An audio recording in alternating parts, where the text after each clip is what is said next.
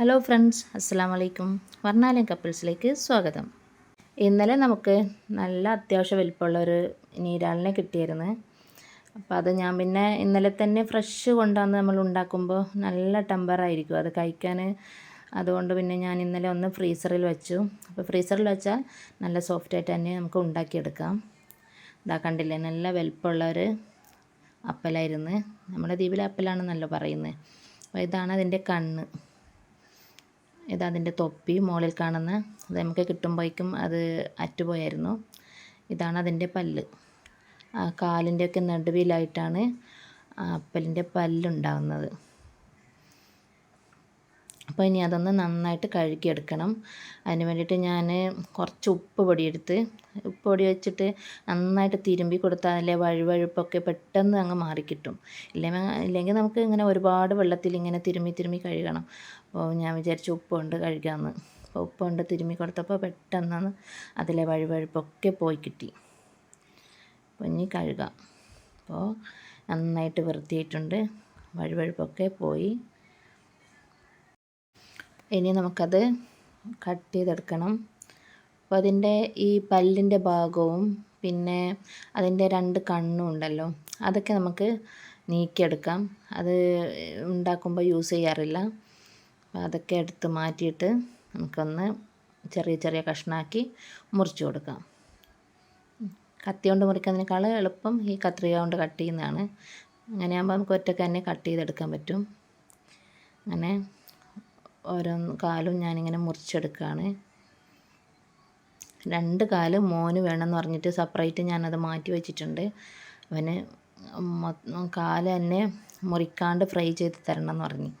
അപ്പോൾ ബാക്കിയൊക്കെ ഞാൻ കട്ട് ചെയ്തിട്ട് വറ്റിക്കാൻ പോവാണ്. അപ്പോൾ ഒന്ന് കഴുകി വൃത്തിയാക്കി കുക്കറിലിട്ട് കൊടുക്കാം.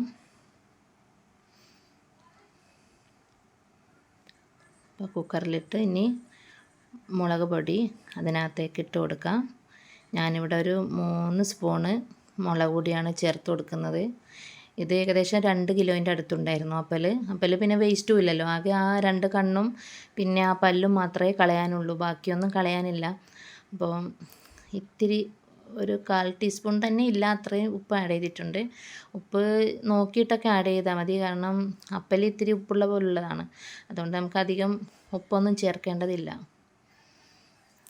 ഇനിയിപ്പോൾ ആ മുളകൊന്ന് ഒത്തിരി വെള്ളത്തിലൊന്ന് മുളക് മിക്സ് ചെയ്യാൻ മാത്രം ഇട്ടാൽ മതി. അപ്പലിൽ നിന്ന് വെള്ളം ഇറങ്ങി വരുന്നതാണ്. അപ്പോൾ നമുക്ക് ജസ്റ്റ് ഒന്ന് കുടഞ്ഞു കൊടുത്താൽ മതി. ഇനി നമുക്ക് ഉണ്ടാക്കാം. നല്ല പോലെ വെന്തിട്ടുണ്ട്. കണ്ടോ, വെള്ളമൊക്കെ വന്നത് കണ്ടോ? അതിൽ നിന്ന് ഇത്രയും വെള്ളം ഇറങ്ങി വന്നിട്ടുണ്ട്. നമ്മൾ വെള്ളം അങ്ങനെ ഒന്നും ചേർത്തിട്ടില്ലായിരുന്നു, പക്ഷേ അപ്പലിൽ നിന്ന് കുറച്ച് ഇങ്ങനെ ഇറങ്ങി വരും. ഇനി അതൊന്ന് വറ്റിച്ചെടുക്കണം. അപ്പോൾ ഏകദേശം വറ്റി കയ്യാറാകുമ്പോൾ ഇതിലേക്ക് നമ്മൾ വെളിച്ചെണ്ണയും കൂടെ ആഡ് ചെയ്ത് കൊടുക്കും.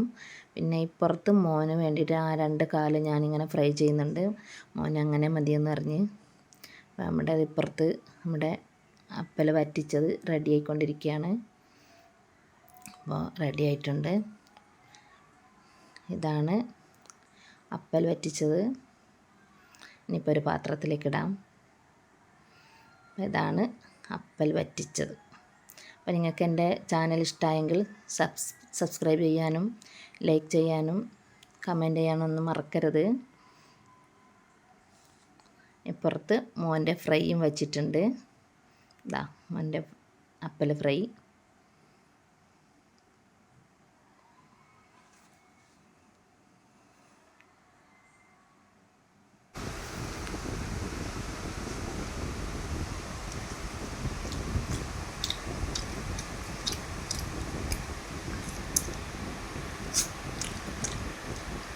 Bye.